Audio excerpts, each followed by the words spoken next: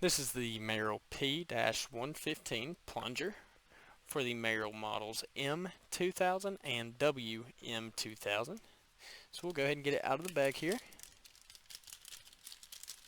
Now on the end of the plunger it will be that hard rubber material, and then down to that steel rod with those internal female threads.